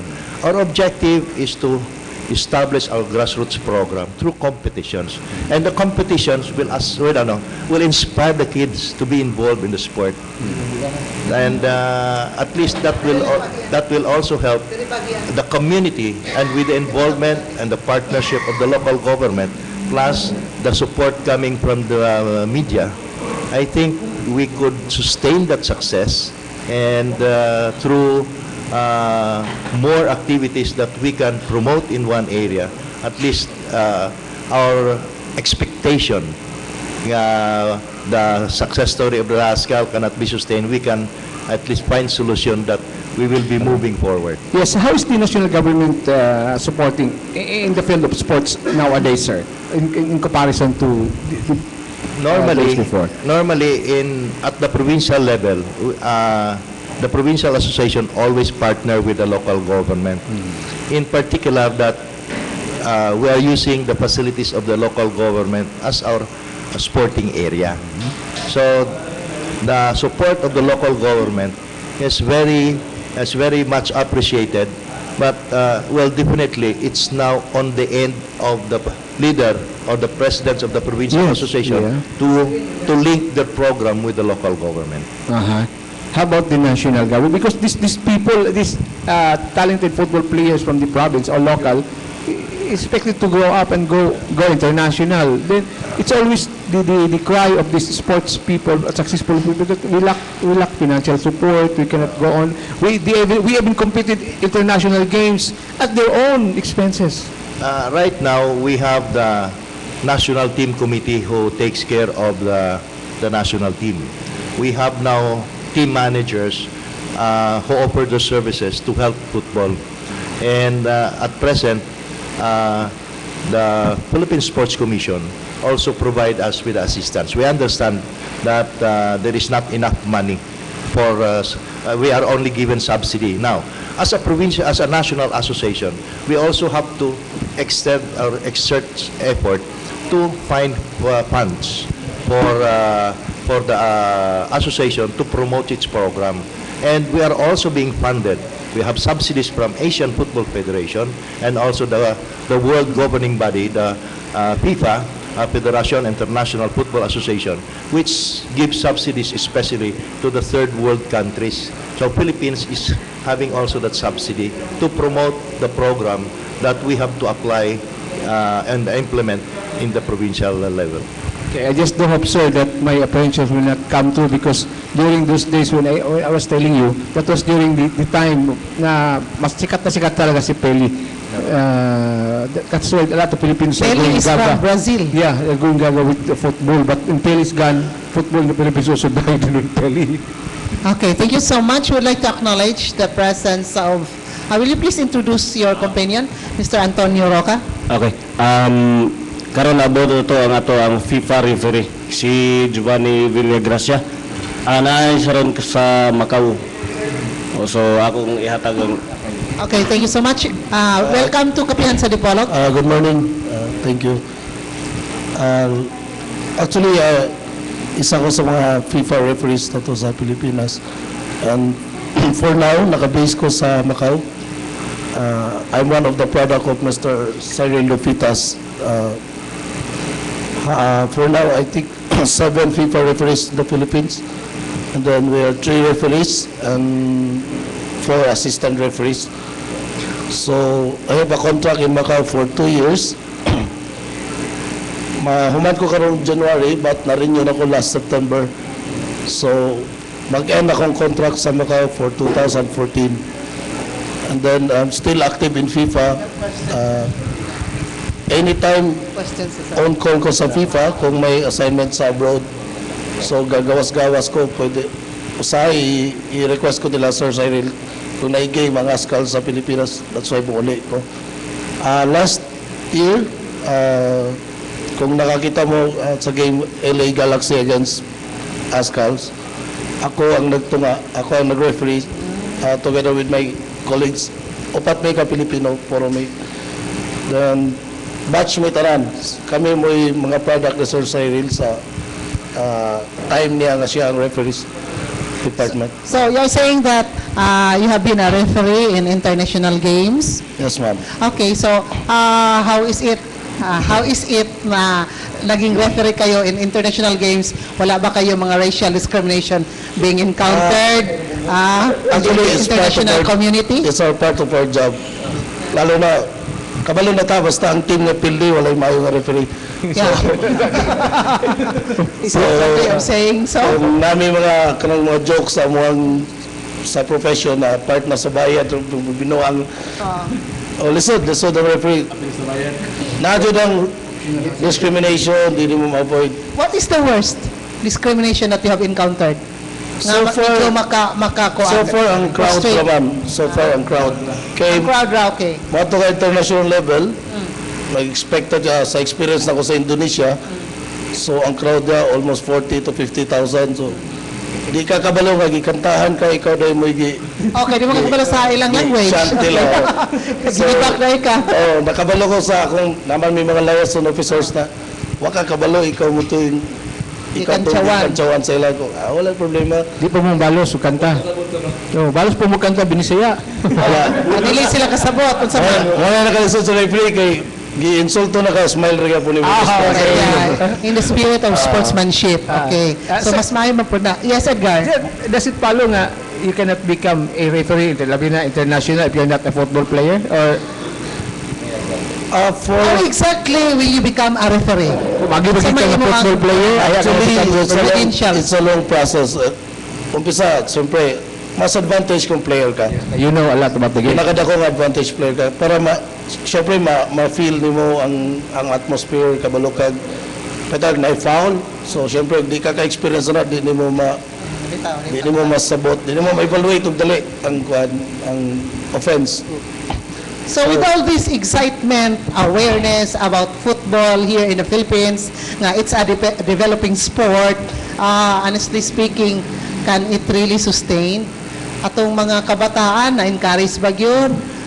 Dahil nabagid sila yung mga model, mga example, good example in football nga ilang gi-look up to.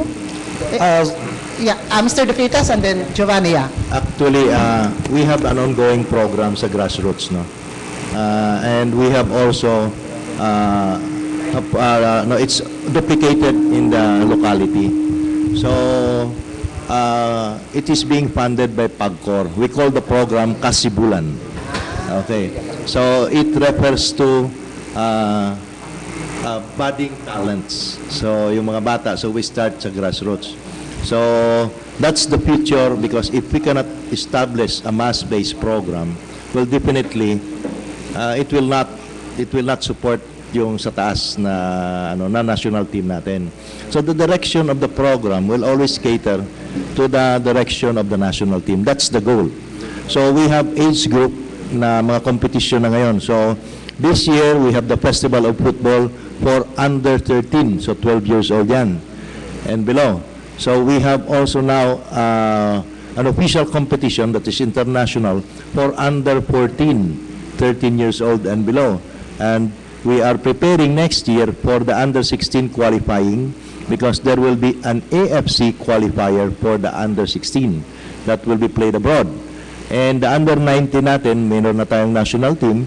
And we also have a manager now, may mga managers na tayo, to help support the financial needs of the team. So, that's the continuity of the program, and hopefully we can sustain that because definitely PFF is trying very hard to promote good program so that at least on the marketing end we can have sponsor. That's why this activity also, through your help, the awareness that the media mileage can create, we can invite people to watch para at least to show them good game and experience to the players that will inspire the young talents to play the game and get involved in the sports. Okay, you are welcome all the time here. Kung pupunta kayo dito sa Dipolog, meron tayong kapihan sa Dipolog, you are welcome dito sa pag-plug sa inyong football game dito sa kapihan sa Dipolog. Yes, Mr. Giovanni, what can you add to Mr. De Fritas? Anything? Sa ako lang, hello. So far for awareness nato itong mga taga-Dipolog, taga Zamboanga del Norte, actually nag-produce na kita karon ng mga top players sa Sandifa, ang association nato. Kung mutanaw mo sa UFL, natay usad ang nag-askal din si Jerry Barbaso. He's from Santa Filomena. Then si Michael Atienza sa una. Nasa sa pool pero karon medyo agis kadagang player. Nara siya reserve permanente. Then sa referee side naman, nag-develop ta karon og mga batang referees. Actually last year ba to na natay napadala nga sa referee acceleration program under kini siya development program sa FIFA for younger referees under 24. So nakapadala tag isa sa Japan, nag-train siya sa Japan sa refereeing. So far okay na po ang programa na may mga results. So hopefully doon na tayong mga kabataan din nga ma-selected rapod para ma-develop ang ilang football nila nga talent diri dahil mo show up pud sila. Di wala ba tay mga discrimination sa pag-select sa mga players kay basin og mingon dayon nga dili ni pwede kay katong anak ni kumpare, katong anak sa kumbarkada. Ana ba no? So it's a sad reality. Actually, ma'am, wala gina siya naitabo kay skill gid ang mong ipakita. Kinsa tong mantigo mo gito sa kwaon. Wala ta nagingon niya kabi kay dako sila prominent tao, ano ba? So wala na no, sa football wala. Okay, thank you so much no for the enlightenment. And then with you guys, kauban man nato ang bisita nato diri ang atong Provincial Agrarian Reform Officer sa Department of Agrarian Reform. For your information, we were talking about Comprehensive Agrarian Reform Program, BARPS, and now we'll talk on land conversion and other special programs of the Department of Agrarian Reform. You can also ask questions because interactive tong program natin. Yung personal ninyo sa inyong provinces, sa inyong lugar, no? So you can ask questions regarding the programs of the Department of Agrarian Reform. So, sir, we'll proceed. In the security of implementing the programs and projects of the Department of Agrarian Reform, wala ba siya mga projects na should we say from the government, they turn over to the people for use, and then it was being held hostage by the armed group like MILF, MNLF, or Abu Sayyaf na hindi na magamit ng mga beneficiaries dahil ang naglungga doon, ang naka-take over doon, mga Abu Sayyaf, MILF, or MNLF? Actually, wala naman tayo White Elephant Project for the Department of Reform. All project is generated coming from our beneficiaries, especially our tenant, our panel beneficiaries, no? Kasi yung awareness natin doon, yung the sense of ownership, it should be coming from the our beneficiaries. No? So they are really much involved in the implementation, lalo na yung construction doon. Kaya nga, wala tayong nagiging white elephant of the project. Yung meaning white elephant after completing the project, tapos yung beneficiary hindi makapunta, no, wala. In our sa Bongada natin, we have never experienced that. All our project being implemented by the Department of Reform nasusustain yung by the beneficiaries. Lalo na yung mga solar dryer natin. This is very important to our beneficiaries. And of course, yung mechanical dryer natin. So meron ba tayong mga empleyado dyan sa DAR na threatened ng mga armed groups in their areas of responsibility? Yung because in the past, mayroong mga taga-DAR na nakidnap. Oh, yun. Wala pa tayo dito. Meron yun. Kasi I came here to the Zamboanga del Norte, that's 2000. In fact, meron yung nakidnap. Totoo yun. We've been staying here for 13 years in Zamboanga del Norte, specifically in Dipolog. Not even letter hand kulit sa mga armed group, specifically on MNLF, MILF, and Abu Sayyaf. And in fact, they are helping us to implement the program. Nagiging kasama natin yan sila. Nagiging security natin, especially those haven by them in the area of Tripolis B in Sirawai as well as Sibuko. Kakasama natin yun sila. Okay, thank you so much, Edgar. Are these people also enjoying the program, or their families maybe, not necessarily directly, but indirectly, they also enjoy the program because they have families that are a recipient of this program? They are indirectly benefited the program. Especially yung our agricultural and enterprise development program, yung mga livelihood program natin, this nakabe-benefit yan sila. Lalo na yung yung Sirawai. Kasi dyan sa Sirawai yung Sipawa, Kulabato, Napulan, Kulasian, Sipakit. Meron tayong mga enterprise development project to this. So, nakakaabil din sila, nabibenefit din sila. And specifically, sa basic services, their family. Yung anak nila, asawa nila, they are involved. In fact, they are member of the cooperative, this of the family. Mostly MNLF or MI? Both. All sectors of the society that are involved with them. So, kini sila, we are all Filipinos here, no? Okay. So, murag, siguro, you are also familiar with the framework of the government yung peace process, no? So siguro when an area is very peaceful, you can also bring in the sports, di ba? Yeah, right, Mr. Dafitas? Can I make Yes, another go ahead, an sir. announcement to that? Actually, the Office of the President and Philippine Football Federation has agreed to promote football for peace in Mindanao. That's We are good. going to extend the That's program to the press area. Actually, we already started one in Lanao Del Norte, Del Sur. Del Sur. Del Norte? Lanao Okay. del Norte, okay. Okay. No, in Lanao del Sur. Sige. There's another one. Now, we are trying to, because we have so many programs now that aside from PFF's effort, we have the group or private groups who promotes football as an activity to promote the peace program. So in Mindanao, we have, we have 17 provincial associations. Aside from the areas where we can bring the game to give an activity to children and promote another program. Sir, excuse me. If there is a young player na marunong talagang mag-football, natural talent talaga niya, but he is coming from a depressed area, from a war-torn area, for example, in Cotabato, in Maguindanao, are you willing to get that child, Sulo, Tawi-Tawi, Basilan, are you willing to get that child and enroll we him have- in your program? We have, in Maguindanao, Cotabato, we have a football association. So the Provincial Football Association will take care of those talents because they are part, as much as possible, we would like to extend the program to the beneficiaries para at least we can discover this talent and we can give them a chance and create a career path in the future.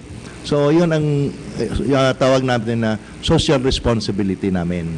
So that's why we are extending this program and hopefully we'll be launching, we'll do a launching in Mindanao probably if not early next year, siguro mga February or March that will move on to continue the program. We call the football program the peace program for football as the Football Caravan for Peace. So the activity will move and So Dipolog City and Dapitan City yes. are included Yes. in the Yes. football caravan Yes, next ma'am. year po? And hopefully we can have our own football caravan that will be launched maybe next year, maybe January, the later part of January, from the areas where we introduce the Kasibulan. Okay, so it's now on the hand and the direction of the Provincial Football Association to execute the program. Okay, thank you so much. No, Edgar, imo pangutana? Yes, one kwan lang, sir. Is this an open tournament, open program, open for all sectors? This is open to all. Pero yung age group na mag-benefit nito is still the grassroots, the The elementary grassroots. students. Elementary from students. 12 years old and below. Yes, baka kasi mangyari during the primitive, especially here in Mindanao. They may will sponsor a group. The MILF will sponsor a group. Are you open for those groups? It's open, that's why we are looking Yeah, for that yes, area. It's possible. Yeah, It's bring peace. peace. Diba? Peace, Sports diba? for peace. This is It's for not all. a remote- Football is Yeah. for all. There is no, Yeah. we have a slogan Yeah. in football that anti-racism, anti mga no to racism and wala kita discrimination. So football is for all. Yun ang mga slogan na pinopromote namin. We have the Football for Peace program. We have the Football for Hope program. And actually, we have a goal project program na we are now extended up a grant coming from FIFA that we are given budget to put up a training center in Valencia, Bukidnon. It's the donation of a 5-hectare land. Tapos may construction na building, dormitory, and a football field para sa mga talent natin in the future in Mindanao that we can house them there, we can train them there, and we can send them to school. So hopefully that's a laudable project. We will ask Paro Adjo.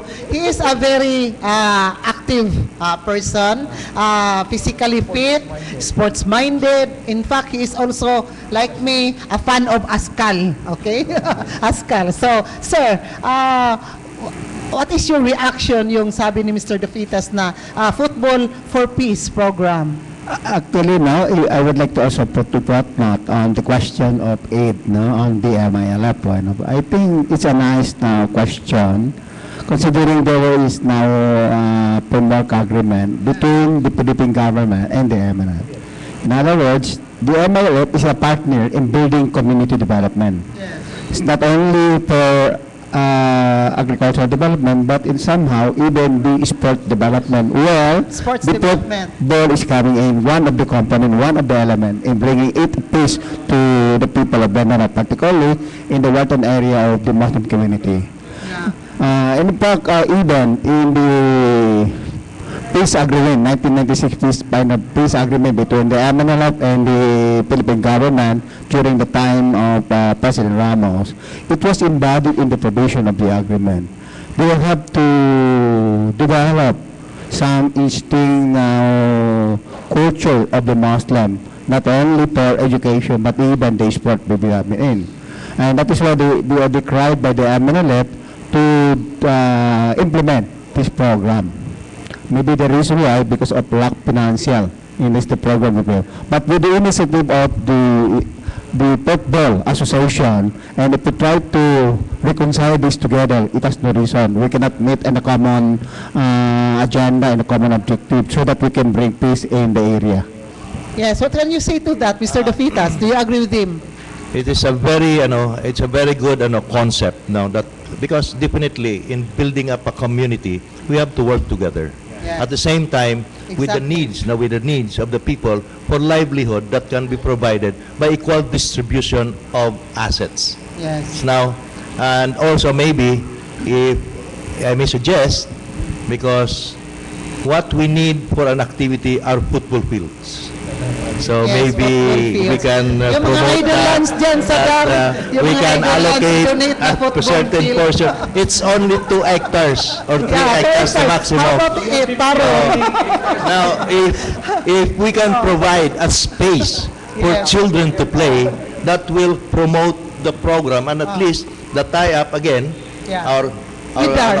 working together, Meron are pa silang working 50,000 together. hectares available.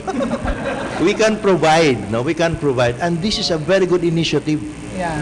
So at least maybe coming from the government's end, because if we don't have a space, we don't have a place to play. Yes.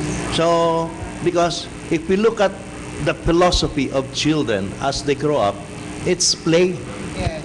Play. Doon lang maglalaro. adults lang. play. So maybe for the government who is in charge of the program, the allocation of properties and lands, maybe if we can suggest that they can also allocate a football field in every area, in particular in the press area where we are promoting the activity. Okay, thank you so much. We will take up that challenge. We will ask Paro Adjo. Thank you very much. We look forward for more playing football field in Mindanao. Actually, no, yung determination, identification of the area, hindi yung galing sa amin. Okay. Galing our partner. Mawala yung sa mga ating government-owned land. Yes. Galing sa mga LGU. Yes. Kaya yung sport conflict yan ng mga LGU, non-capable area yan. Automatic exempted for the cap area yan. Yun. Hindi yan ito-touch namin. But if those who LGU walang sport area, and they will identify by two resolution, kinakalp namin, i-exonerate namin yan for not to include for the cover area. Pibigyan namin yan. Walang, like it is embodied in our law, the cover law, embodied yan. At saka yung mga peace plan, what's your, bye-bye yan. Okay, so hopefully in the coming years, si Paro Adjo will donate some of the idol lands here in the province for playing field, football playing field, so dito yan nag-emanate sa kapihan sa Dipolog. Yeah. So, yeah. So please use your mic. But you welcome development so the policy maker will be enlightened on this through our initiative. Mas maganda yun, yung initiative coming from the ground to bring it to up. Kasi hindi nila nakikita, tayo nakikita. We take the advantage on doing it. Mas maganda yun. So I hope we can start now, as well as you, our partner from the sport, to take this issue so that we can recommend also to our policymaker in doing such kind of law so that we can bring peace in the area. So that's a positive reaction, coming from Paro Adjo. Mr. Dufitas, anything you can add? Well, for us, it's a very good effort if we can put it in reality, because we need football pitches, we need football field. That's why I am bringing good matches here to encourage the locality, the talents, and the involvement of the community through sport, because we're not talking only about intramurals. When we have visitors, we're talking about football tourism. There's an economic movement that will follow. So with the crowd that we can generate coming from different places, the activity will move forward, and hopefully the support and the awareness that we need for promotion of sport can be achieved. So I would like to ask this question. When you are through with inspection, visiting here in our province, especially GRMSU, where it was the previous venue of Palarong Pabansa last year, is there any hope that a football competition, professional football competition can be held here, especially in GRMSU, Dapitan City, when the venue will be checked? That's the objective of my visit, because I used to be the tournament director of UFL. That's the premier league in the country at this time. Now, we are, due to lack of venues, and we would like to extend the program to the provinces. This is part of my inspection, that it's not only on January 12 we're talking about, but it's the future events that we can bring in the locality. And Mr. Giovanni, are you willing to come here to be a referee when this in the future? Kay basig adto ra kas Macau because of the international fame. Okay. Actually, ma'am, kung request by Philippine Football Federation, dili na to matanggihan na kay trabaho man. Pero sometimes dili pa maiwasan yan ako'y assignment sa abroad, mag-conflict. So as a FIFA referee, property ko sa FIFA. So medyo mas priority na ko sila. Panalitan si Paul, gusto mag-referee sa FIFA. Pila man po yung mga sweldo ka niya. Is it very kuan? Kana na ang sa mga dako dyan kayo? Kasi daghan bang mga kabataan na ito na mina po mga ginikanan. Ilang encourage ang ilang mga children to become a FIFA referee. So, morag, artistahon na papod mo. 20 games, goalkeeper. Free kick, okay. Mr. Giovanni. Everybody naman pwede mag-FIFA, basta yung interest nimo, ang dedication, ang number one, ang patience, kinahanglan kayo. Ang about naman sa payment, naman dyan na, basta mo trabaho lang ka, involved na pirmi. Before ko nag-FIFA, I think it took 7 years. Hard work, tanan, sacrifices. So, sulit naman ang return. So, medyo makadugay punta sa atong profession. Taga-asa man ka, kabalo makabisaya. Dipulog ko. Dipulog ko. So, ato pong tagaan siya pasidungos. Nga, taga Dipulog, pure nga Dipulog no, na imong FIFA referee. And we don't know that. Diba? Karon nagani ta daw nakahibalo. So, thank you so much for bringing pride and honor to our place, Dipolog City. Keep up the good work, no? Then dili maghambog-hero kay Really? humble yung work. Humble. Okay. Edgar, question lang problem. Mutan lang ko, economic side. Pwede ba kani mo karon, is it really makaingon ka being a international referee is a profession that earns good? Actually, it's a profession. Sa referee, Encourage mga tag-uban pang taga-Dipolo, plus Dipolo. Lagi. pwede. Actually, karon daghan kita mga batang referee sa Dipolog. Ang problema lang kay agi sa kagamay pa sa football sa tuwa, as a player, ang mga referees gusto pa magdula. So di pa nila sa experience na ko before ko proceed dyan sa FIFA, nagsige pa kong dula sa mga national competition. Actually, I was been part of the ASCAL 2008. Then si Sir Cyril, nagsige siya ko ako undang na ng dula kay murag honestly ang ASCAL that time dili pa jud nga nakakuan. So di wala pa kayo makita nga future as a player. So swerte lang karon nga nang Unsa man po'y problema nga dili ninyo gusto nga mahiaguman kaning mahimo kang football player in the field kay usay mga og sa boxing pa na headbutt nga makuan ang damage sa atong brain no atong utok ana ba so nayuban nga agi nilag block sa mga kick ana mga bali mas ang mga TL like in basketball pod ana no so unsa man jud danger pod sa kuan nga angayan pud kayan sa football.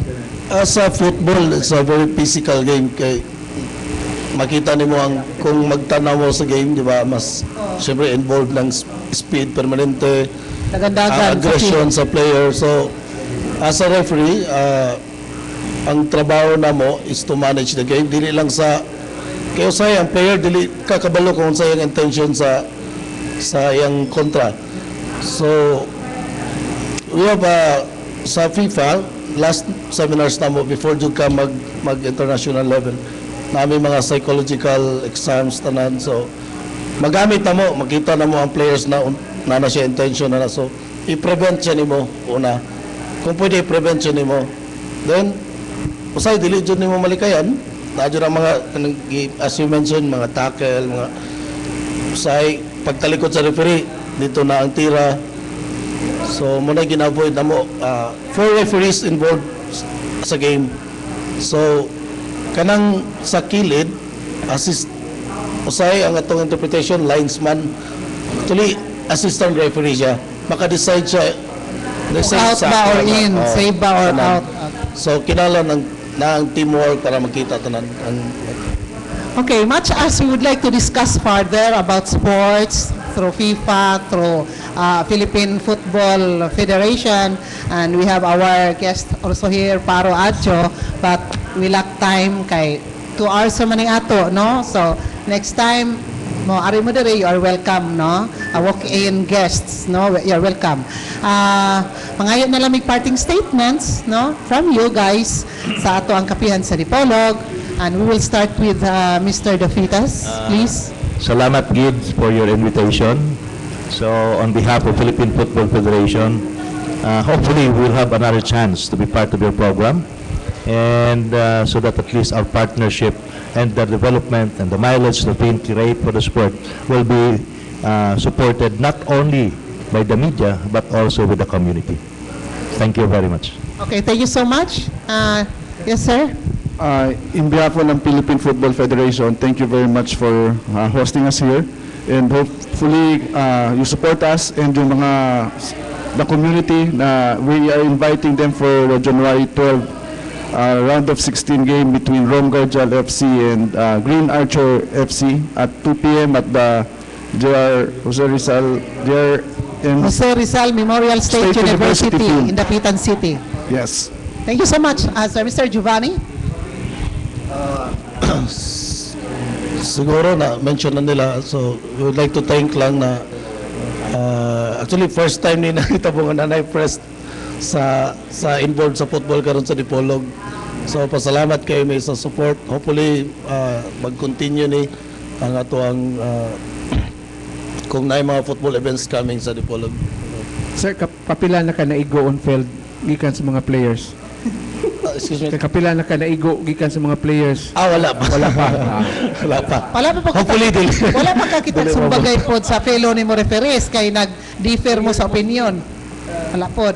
Actually, na yung mga conversation may tabo kay Lalis. once mag-referee ka abroad, imong mga kauban different country. different So, opinions, lain tag kultura, lain tag So, wala the pa way sila sumbagay. mag-istorya, so far wala pa man. Okay, thank you so much for that. Hopefully, dili may tabo. Okay. Kaya mahumantag Kay sa'yo. mabukulon niya. Okay. Thank you, Mr. Giovanni, Mr. Antonio. Okay, Roca. may buntag on behalf sa Sandifa, no? Daghang salamat sa pag-invite diri sa Kapihan sa Dipolog sa PFF nga actually this is the first time nga mag-host ta og national nga competition sa Jeremio Football Field.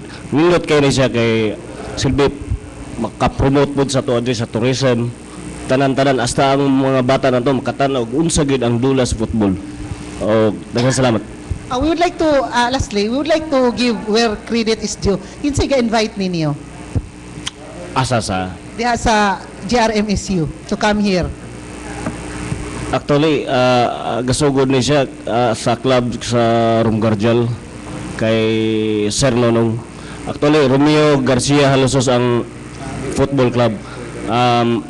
Tro sa kuan sayang paningkamot diri nabutang mi diri so mo nang nana mi diri. Okay, so thank you so much. Wa man tay politics diri. Welcome ang tanan diri sa Kapihan sa Dipolog. Whether you are yellow, you are red, you are green, you are black, you are white. We are all Filipinos. Okay, so football is everybody's concern. So you are welcome here anytime, no? So salamat kayo. And then also we'd like to ask parting statement from our DAR, Paro Adjo, please. Abo-donate maka-playing field, no, sa football. Pohon. Pwede may isa announcement pa lang. Yes, sir. Go ahead. Go ahead. We would like to invite the public po. Kasi meron yung Taibo Dipolog City Club at saka yung Premier Fitness The Light Club. Nag-emphasize yung physical fitness. On the 22 December, Saturday at Taibo. 5:30 to 5:30 in the afternoon to 7:30 in the afternoon, bali 2 oras, mayroon tayong Zumba Fitness Party and Boulevard. Para yung mga enthusiast sa mga health conscious at saka wellness and lifestyle, we have to spend our time, dahil papawisan tayo yon. So we are inviting the public, lahat tayo kung gusto ninyo ko. Yun. We will be there sa Yes. Taibo. Pero pag humanog Taibo, dili pwede mo kaon. Hindi. Mahilot. Masahe. Kuwan lang, saging, at least saging, yung para tubig yun. Ayan. For our awareness program yun natin, awareness program. So, 5:30 in the afternoon to 7:30, 2 oras yun. Pabisan kayo sa yan. On the December 22, in Boulevard. Zumba Fitness Party. Okay. Zumba is a Latin term which is music that's jive with a dance figure. It's a nice. This is popularized by 135 countries all over the world, and we have 4 international instructor accredited from Dipolog City. Congratulations. So, the Zumba. generic is Taibo, is still Yeah. a part of Taibo. Oh yes, a part of Taiwan din. Yeah, Di ba sir yung Zumba is Brazil? from Brazil. Russia, from Russia. Brazilian dance. Oh. So kung football kayo, from Brazil, no? Ito po kan Zumba Taibo from Brazil, ha? Na? Sports and dance, ha? Wa pay labot ana ang donation sa playing field. Pohon. Ato ra i-remind sige na ba haron dili malimtan. Pasalamat mi daan sir. Ay, ang Brazilian beauty ko no. Okay, thank you so much, guys, gentlemen, sa inyo ang pag-guest diri. Okay, Guest for on behalf of the Department of Agrarian Reform, to our Secretary, Atty. Belio de los Reyes, and Director Agandang, of course, the family Beday and the provincial office, we express our thanks and gratitude to the media, to Ed, to Uday, to Paul, and the rest, for being our partners in the development of our community, especially in bringing more happiness to our creator. And of course, if the public we want to learn more class and program of LIDAR is open, our door for any issues and concern, the rest to us. So once again, sana we will continue our partnership. Okay. Thank you very much. Wish granted. Thank you so much. Kasi kami dito sa Kapihan sa Dipolog, welcome kayo anytime, no? Sa Kapihan sa Dipolog. And With that, from the panel, absent si Consiel Ruben Ligorio, absent si former Congressman Attorney Rosilio Matoy Barinaga, absent po si Mr. Ronilio Boyli, kay namurag tuato sila sa kuan kanang match ni Donaire versus Arce. Oh, pero present po niya sa Christmas party sa Kapihan sa Dipolog. You're all invited. Sa Kapihan sa Dipolog na Christmas party. It's gonna be at Boyli's Beach House in Galas, Dipolog City. Ulingan, Dipolog City. Dayon ang atong assembly area is here. There is Camila Hotel 1 at 4:30 in the afternoon. So, nag-expect ta sa atong mga guests nga mo attend, labi na itong mga guests nato dahil sa Kapihan sa Dipolog. And also, Edgar, before we wind up the program, will you please acknowledge our donors para sa itong Christmas party kay mo ng trabaho? Okay, we would like to say thank you sa ato nga mga donors sa atong Christmas party sa Kapihan, no?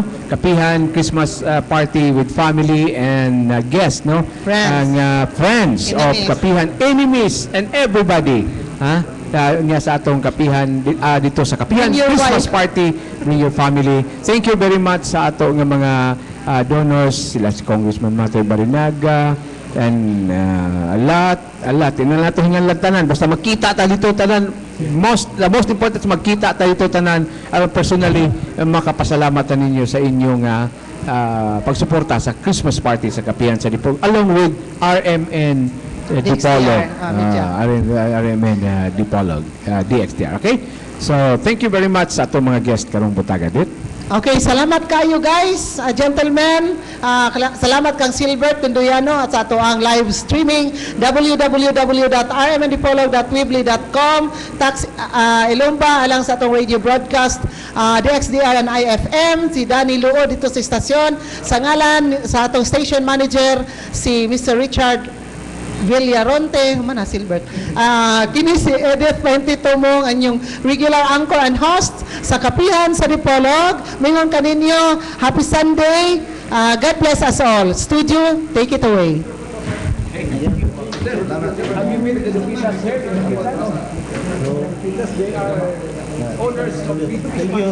so much. Balik po na ha? Balik po. Magkano ang anak niya? Ang anak niya, di ba, he's the wife to Pitas, di ba? The husband is a chairman. So I met him, but not to maybe, pagbalik ko din, I'm going to meet them. Picture daw. Picture. Kay Simon.